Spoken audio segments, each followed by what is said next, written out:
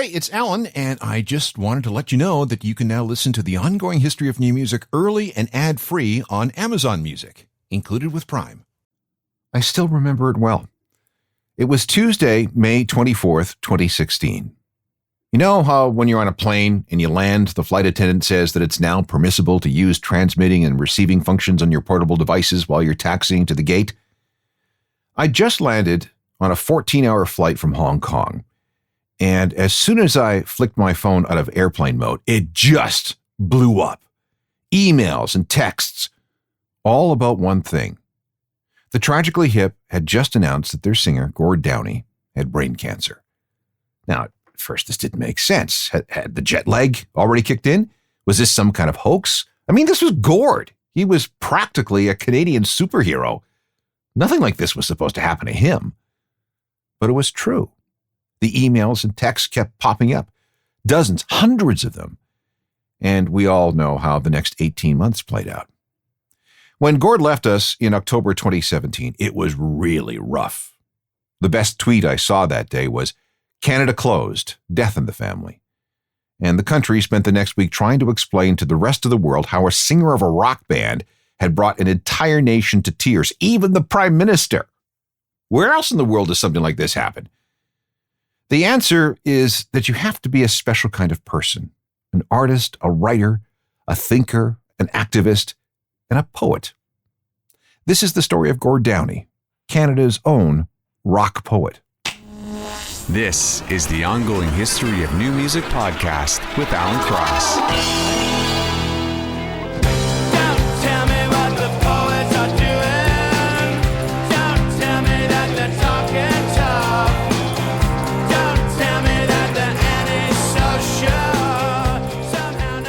From the Phantom Power album of 1998, that's the Tragically Hip with Poets, featuring, of course, Gord Downie, the band's frontman and lyricist, and a poet himself. Hello again, I'm Alan Cross, and this program is all about Gord's life and times in a different sort of way. We're going to hopefully fill in some blanks about what you already know. He was one of the most interesting personalities this country has ever produced, and certainly one of the best lyricists we've seen. So evocative, so rich, so much meaning, so Canadian. All right, best we start at the beginning. Gord was from Amherst View, Ontario, just west of Kingston, on the other side of Collins Bay. His dad, Edgar, began as a traveling salesman before getting into real estate. His mother was named Lorna. Gord was the fourth of 5 kids. There was Mike, Charlene, and Paula, then Gord, and then finally Patrick. His godfather was Harry Sinden, a Stanley Cup winning coach for the Boston Bruins, which explains why Gord wore number 4, Bobby Orr's number when he played hockey. Plus, Sinden was the head coach for Team Canada in the 1972 series with the Soviets. It also gives you a little bit of a background to the hip song Fireworks, which was written about all those games. The connection there is that Sinden worked as a real estate developer with Edgar. They got to be friends, and then, well, there you go. So, no surprise that Gord loved hockey. He was a goalie for Amherst View teams, and they were good enough to win a provincial title one year. Gord bussed into Kingston Collegiate Vocational High. Former students included John A. MacDonald, Robertson Davies, and Don Cherry. There was something of an outsider element to Gord. He wasn't actually from Kingston. He was from across the bay, and he kind of liked that. It set him apart just enough. In grade 11, Gord fronted a high school band called the Slinks. A couple of grades ahead of him were some guys in a band called the Rodents. That would be Gord Sinclair and Robbie Baker, a couple of guys who grew up across the street from each other. Back in grade 9 was a drummer named Johnny Fay, and also in grade 11 was Paul Langlois. Sinclair and Baker moved on to Queen's University after graduation. Meanwhile, Gord joined a group called the Filters. He also enrolled at Queen's 2 years later, trying his hand at things like political science and film studies. He also really got into reading poetry. Leonard Cohen, L. Purdy, Irvin Layton. His novel reading list included books from Margaret Atwood. He read Northrop Frye, too. He was one of the most influential literary critics of the 20th century, and a Canadian. Things started coming together in 1984 when Gord, then 20 years old, the other Gord, Robbie, Johnny Fay, and a sax player, about 15 years older than everyone, named Dave Manning, formed the Tragically Hip, taking their name from a skit in a 1981 VHS tape making the rounds called Elephant Parts. This was produced by video pioneer and former member of the Monkees, Michael Nesmith. And if you're a stickler for details, that same phrase, tragically hip, shows up in an Elvis Costello song entitled Town Crier in 1982. It's also on the Imperial Bedroom album. Just thought I'd point that out. Their first gig was in November 1984 in a small room at the Kingston Artists Association. And from there, they started playing wherever they could in Eastern Ontario. The Terrapin Tavern, the Lakeview Manor, a place that also hosted strippers. Their set consisted largely of blues rock standards. Early stuff from the Stones, material from the Doors, the Yardbirds, Marvin Gaye, Otis Redding, Van Morrison, that kind of thing. In 1986, the same year Gord graduated from Queen's with a bachelor's degree, Dave Manning bowed out of the band, and he was replaced by Paul Langlois, who first met Gord when they were both in grade 11. Paul was the son of the school's gym teacher and football coach, and once he joined, the lineup of the Tragically Hip would not change for the next 31 years. Eventually, the band started venturing to play shows in Toronto. The Hip got a big break when a friend gave a copy of their demos to Hugh Segal, a friend and former senator in Ottawa. He delivered it to a conservative pollster named Alan Gregg, and he was partners in a management company with a guy named Jake Gold. They liked what they heard so much that they went to see what the band was like live. They were impressed, so they signed on to manage the band. A self-titled debut EP was recorded in Toronto, and this became their calling card to drum up interest with some record labels. This is how they came to the attention of Bruce Dickinson, the brand new president of MCA Records. He was tipped off by a song he'd heard on a compilation CD, so he flew into Toronto from New York and was impressed with the two-song set the band showcased at Massey Hall. Once the deal was done, that debut EP was reissued, and the Hip were on their way.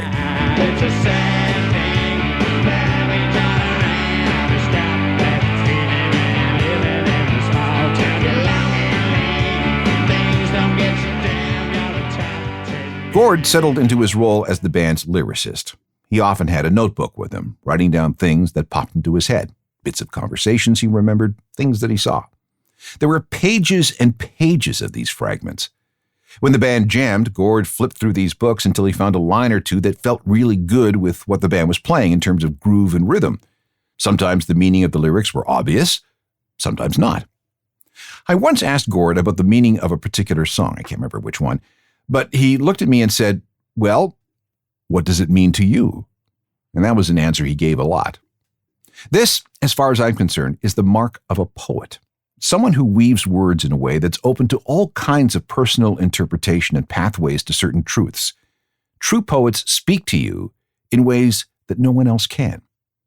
And poets in rock are a rare thing. There's Dylan, Springsteen, Patti Smith, Jim Morrison, Bono, certainly, maybe Lou Reed.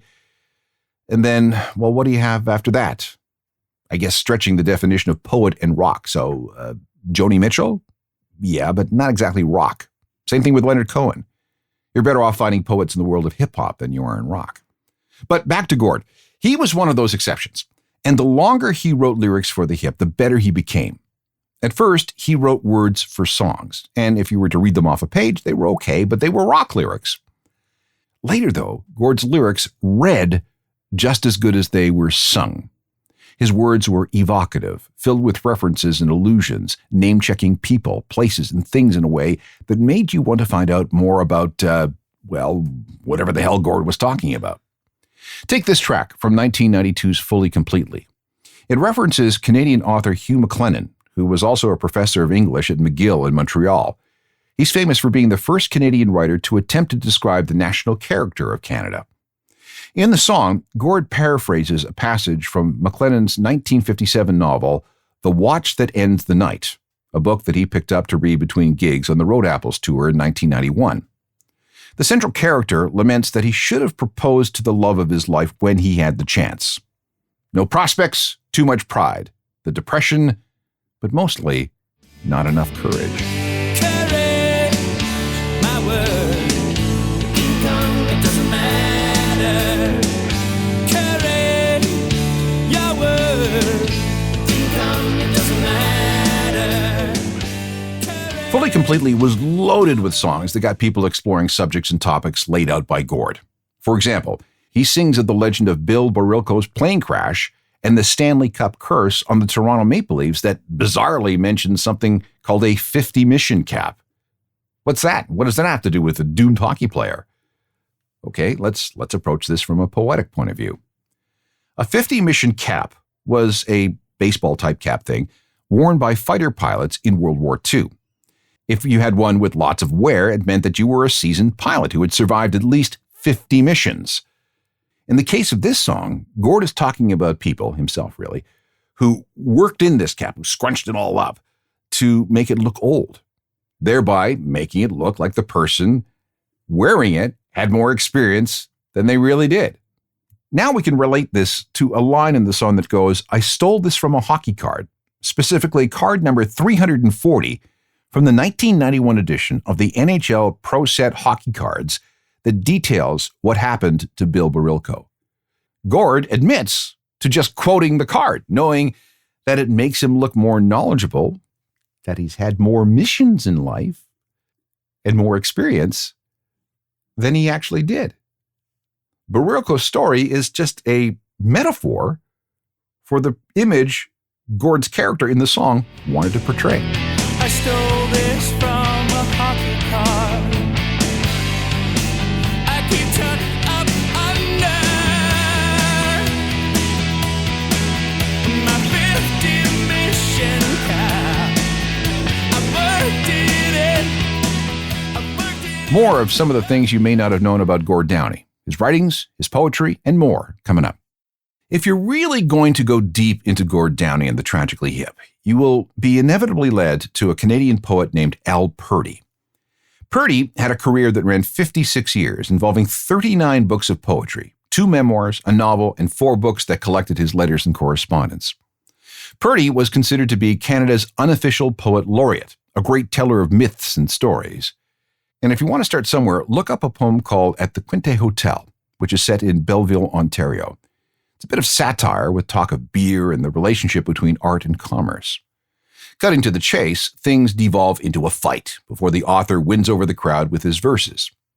In 2002, Gord appeared in a 5-minute short film based on the poem. Let's have a listen to this. And the other voice, by the way, is Purdy himself. So tell us a poem. I am drinking beer with yellow flowers in underground sunlight. And you can see that I am a sensitive man. And I notice that the bartender is a sensitive man too.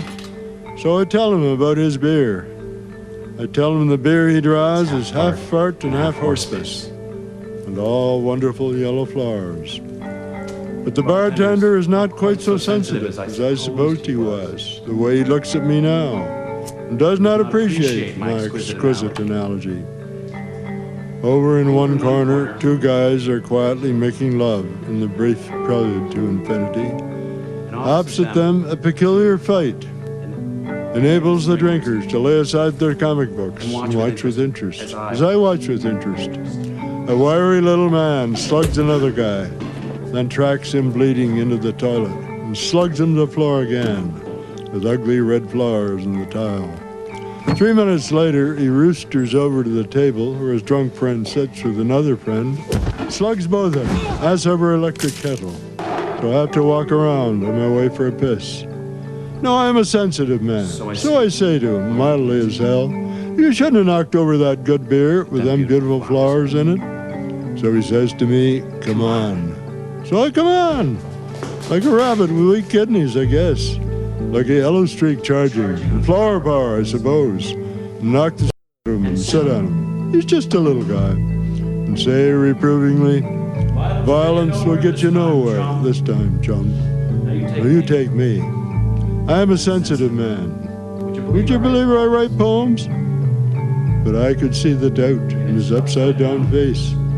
In fact, in all the faces. What kind of poems? Flower poems. So tell us a poem. I got off the little guy, but reluctantly, for he was comfortable, and told them this poem. They crowded around me with tears in their eyes. I wrung my hands feelingly for my pockets, for it was a heartwarming moment for literature. And moved by the demonstrable effect of great art and the brotherhood of people, I remarked, that poem ought to be worth some beer. It was a mistake of terminology. For silence. For silence came, It was brought home to me in the tavern that poems will not really buy beer or flowers or a goddamn thing. And I was sad, for I am a sensitive man.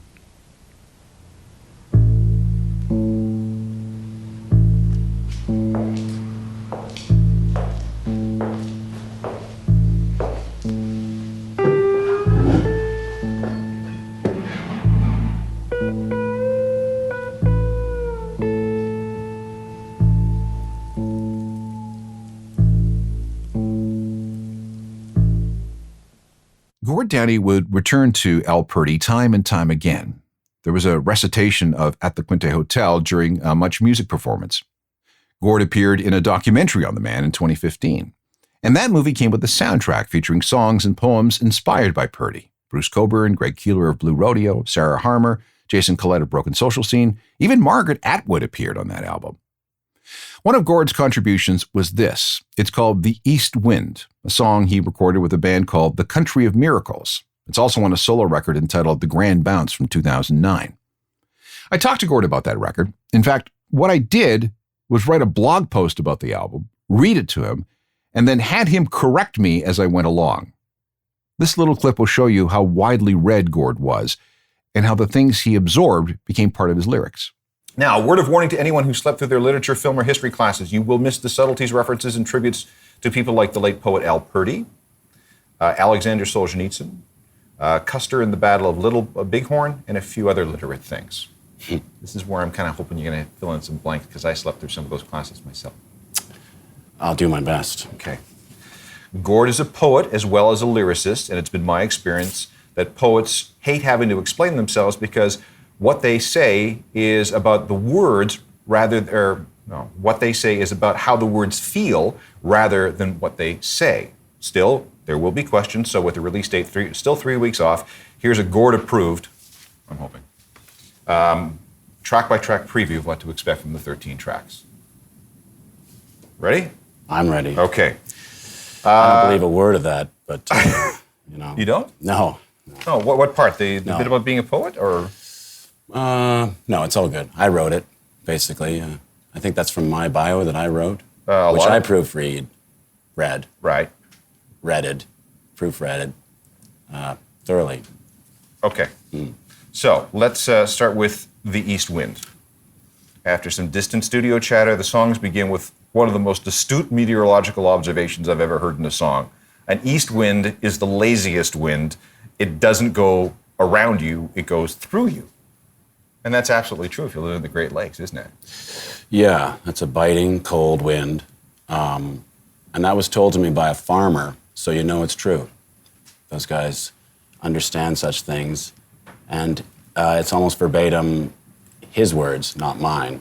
It's one of those sort of situations where he said something, he saw my eyebrow go up and said, "You can use that."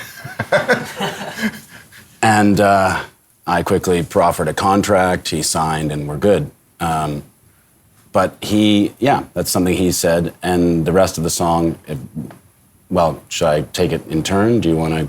Yeah, go ahead. Is a collection of just that, found objects, quotes from the late Al Purdy, from Walter von Tilburg Clark, who wrote the Oxbow Incident. So the second verse is, night is like a room.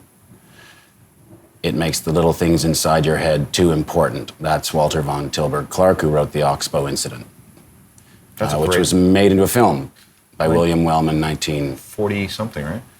1943, Alan.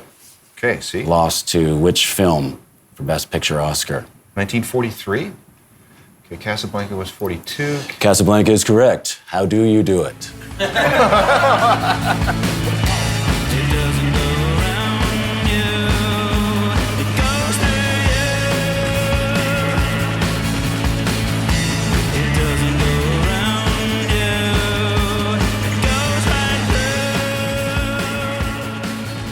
Gord was prolific outside the tragically hit.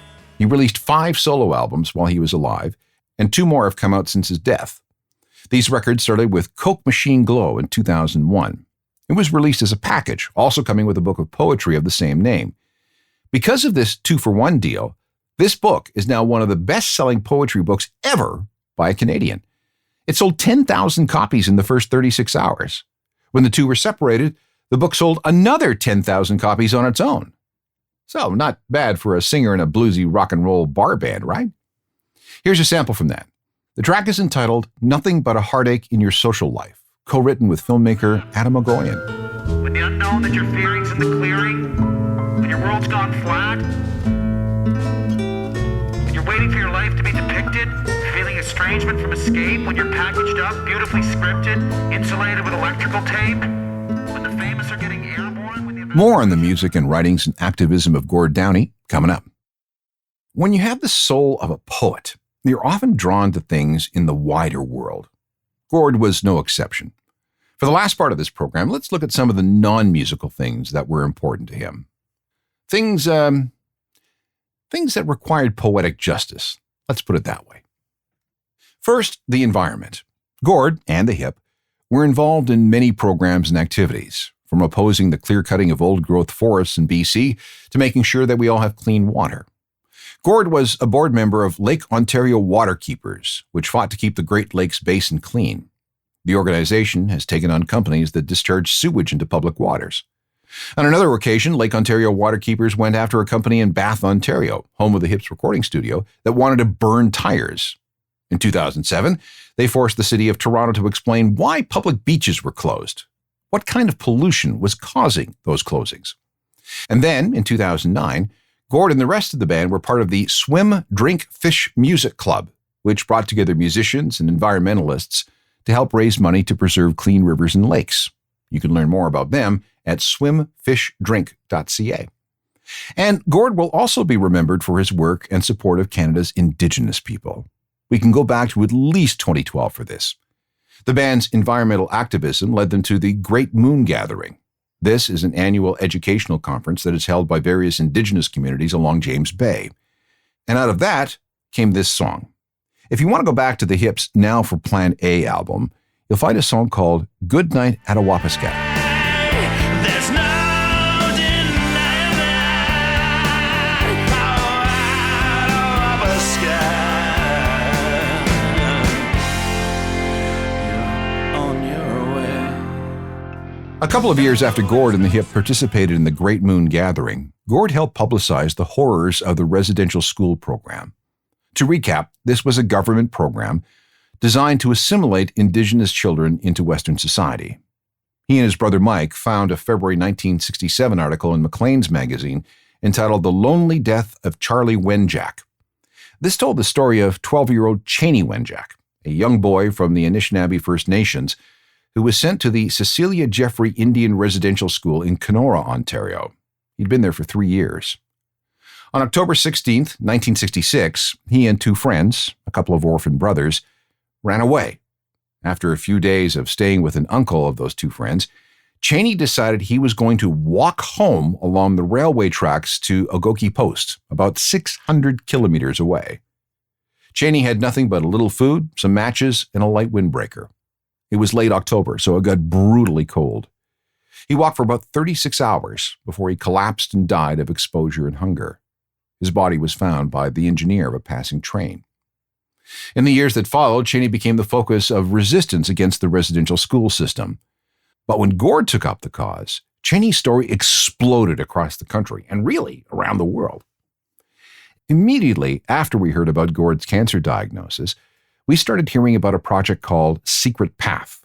It was an album, Gord's last while he was alive, a graphic novel, and an animated film that told the story of Cheney and the residential school system. On October 21st, 2016, Gord performed the album at Roy Thompson Hall in Toronto.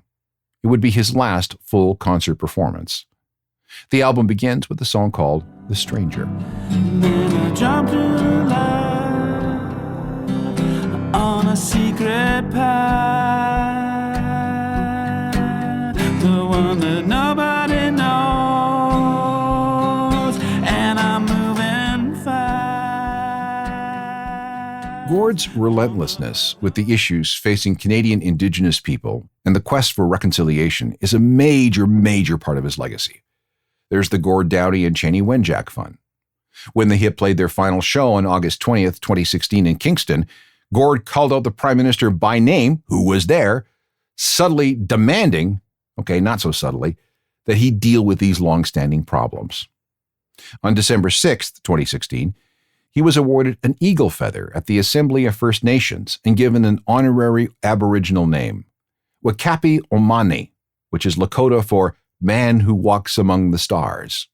And on July 2nd, 2017, he appeared in Ottawa, speaking out for Indigenous people. The news of Gord's death came out on the morning of October 17th, 2017. The cause, as we all know, was glioblastoma, an aggressive form of brain cancer. Anyone with that diagnosis does not have much time.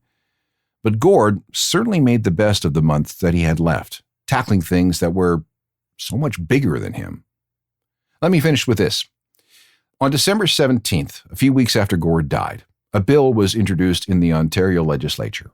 It was the Poet Laureate of Ontario Act in memory of Gord Downie. 2 years later, it became law, and the province now has someone official to carry on Gord's love of poetry. And that's about the best thing any poet could ever hope to have. Poetry is one of those things that, if you're not into it, it's often something that's force-fed to you. You know, Shakespeare in high school, Robert Frost, E.E. Cummings, Keats and Yeats, Emily Dickinson, Dylan Thomas. But if you give it a chance, you may find that these verses speak to you in a way nothing else does. I still remember a high school English teacher defining poetry for me.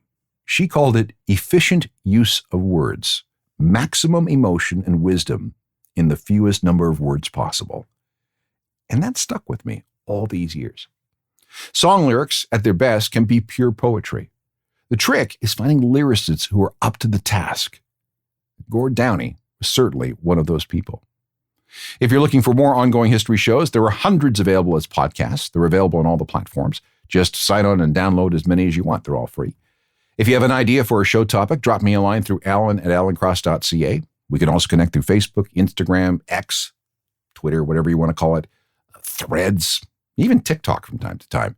And don't forget my website, ajournalofmusicalthings.com. Music news and information every single day. And to help you keep track of things, there's also the free daily newsletter that you should sign up for. Technical production for all this is by Rob Johnston. I'll talk to you next time. I'm Alan Cross. You've been listening to the Ongoing History of New Music podcast with Alan Cross. Subscribe to the podcast through iTunes, Google Play, Stitcher, Spotify, and everywhere you find your favorite podcasts.